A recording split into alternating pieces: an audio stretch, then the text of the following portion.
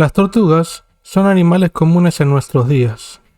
Habitan tanto ambientes terrestres, donde son muy lentos debido a la morfología de sus extremidades y el peso de su cuerpo en criptodira, y en agua, donde son mucho más ágiles debido a la modificación de sus extremidades en paleta, para nadar en pleurodiras. Pero antes de ser tortugas, como tal, eran parecidas a las lagartijas actuales, y luego se transformaron en animales muy extraños que revelan el origen y evolución tanto del caparazón como del cráneo. Por lo tanto, veremos cómo se asocia el origen de las tortugas con su relación de parentesco con los demás reptiles o saurópsidos.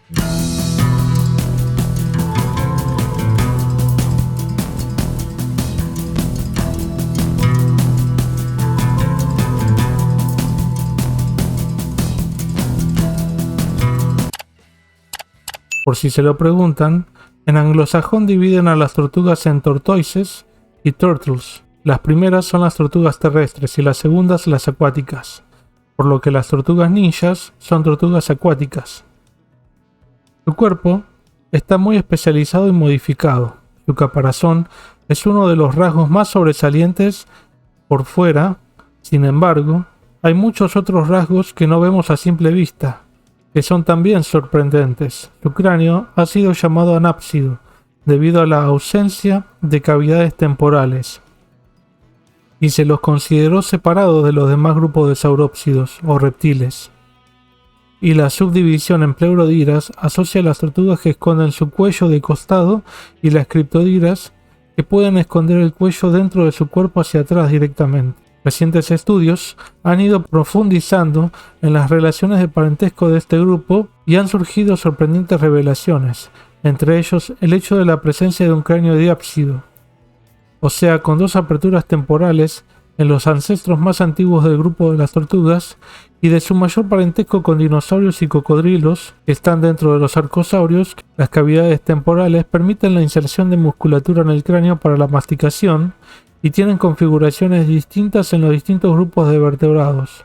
y por esto su relevancia. Para reconocer el tipo de cráneo, hay que reconocer la relación entre los huesos craneales asociados a la cavidad temporal superior e inferior. La inferior está rodeada por debajo del yugal y el cuadrado yugal, y por encima del postorbital y el escamosal, mientras que la superior está rodeada por los parietales, y según el grupo de arcosaurio, por otro hueso de la región occipital posteriormente. Esto no era posible con las tortugas actuales de verlos por las grandes modificaciones que tienen, por lo que la única forma de reconocer el tipo de cráneo que los originó era necesario encontrar a los ancestros más antiguos de las tortugas, las cuales se encuentran en Eunotosaurus, por ejemplo, que mostró la presencia de dos cavidades temporales y los posicionó basalmente dentro de un nuevo grupo llamado Arkelosauria, que incluye a las tortugas y a la Arcosauria. Como vos no seas tortugón, y suscríbete y dale like al video, así se expande en la red. Esta información hizo que podamos identificar cómo se modificó el cráneo en las tortugas actuales y la identidad de las emarginaciones temporales. Para saber el origen de un grupo, hay que hacer un análisis de relaciones de parentesco de los integrantes más primitivos, los cuales fueron reconocidos en los grandes grupos de captorrínidos, pareiasáuridos o procolofónidos,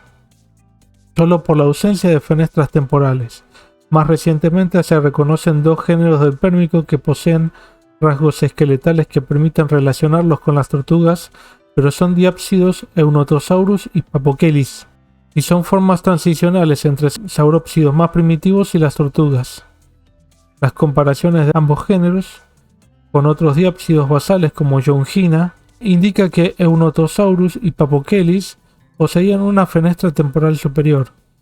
Estos ancestros de las tortugas brindan la base de comparación para entender cómo se relacionan con los demás saurópsidos y las tortugas, y encontrar en estas últimas cómo evolucionaron las fenestras temporales y los huesos del cráneo relacionados. Rippel y de Braga, en 1996, publicaron un trabajo que fue un punto de inflexión para la historia evolutiva de las tortugas, en donde se reconoció su vínculo con reptiles basales diápsidos del Pérmico medio, unos 260 millones de años. La asociación no es simple, ya que las tortugas modernas carecen de aberturas temporales, pero tienen una emarginación temporal, o sea, un reborde posterior en el cráneo, muy bien demarcado, en donde se origina bastante musculatura para la mandíbula, pero desarrollada secundariamente, o sea, posteriormente a que las aperturas temporales se cerraron. Esta condición cerrada de las aperturas temporales hizo que el cráneo no posea movimientos y se suma a las grandes modificaciones de la mandíbula, la cual no tiene dientes ni en su borde ni en los palatinos y es reemplazado por una ramjoteca, no confundir con el pico de las aves, ya que es también una modificación secundaria, o sea, una neoformación. Pero la forma del cráneo y la forma externa del caparazón no son las únicas dos características más extrañas de las tortugas,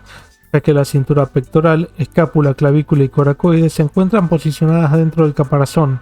en una posición profunda. El caparazón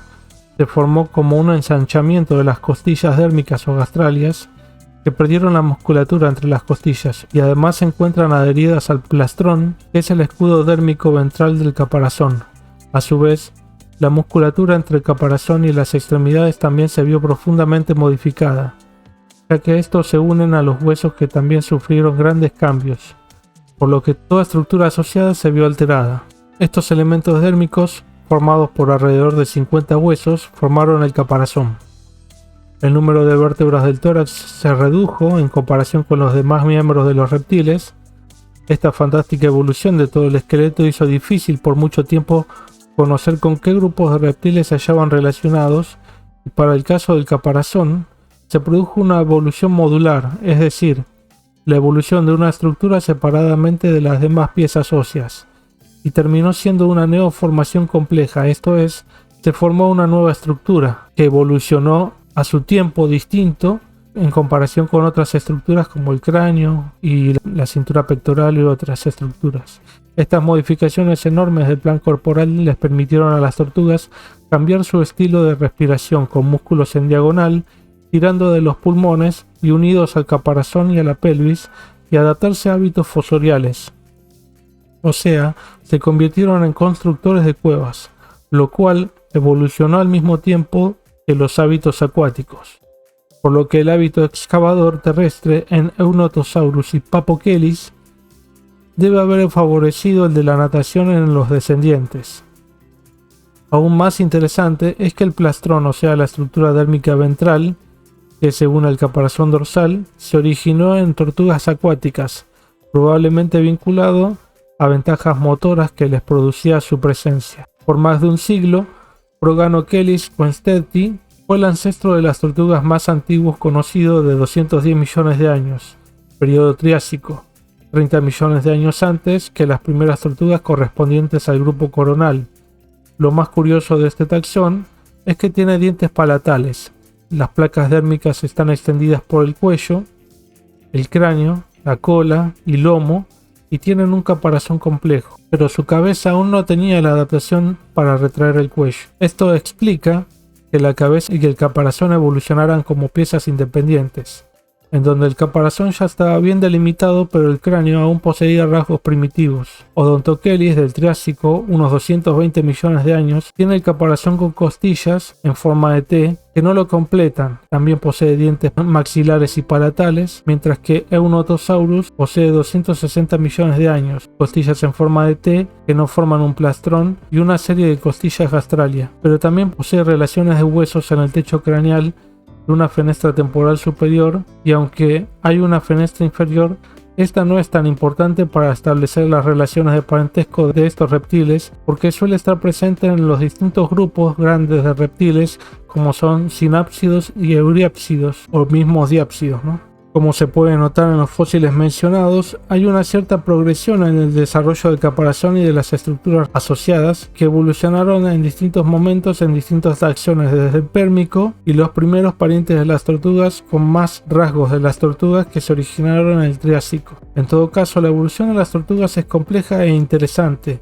pero parece estar lejos de estar completamente resuelta. Sin embargo, las relaciones con los diápsidos y dentro de estos con los dinosaurios y cocodrilos parece bastante comprobada, aunque los primeros análisis sobre las relaciones de las tortugas con los demás reptiles señalaban mayores vínculos con los sauria, o sea lagartijas, pero no tan relacionados con los arcosaurios. Esta posición fue cambiando a lo largo del tiempo y nuevos esqueletos fueron apareciendo de los grupos más ancestrales de las tortugas, y a pesar que estudios moleculares también sugerían la relación de este clado con sauria, o sea de tortugas con sauria, luego más recientemente convalidaron las mayores relaciones de parentesco con dinosaurios y cocodrilos, o sea arcosaurios, que son diápsidos. Durante el Jurásico y el resto del Mesozoico, las tortugas adquirieron las adaptaciones que las definieron como tal y han cambiado relativamente poco desde entonces, convirtiéndose en un grupo conservador desde que adquirieron estas modificaciones que demostraron ser eficientes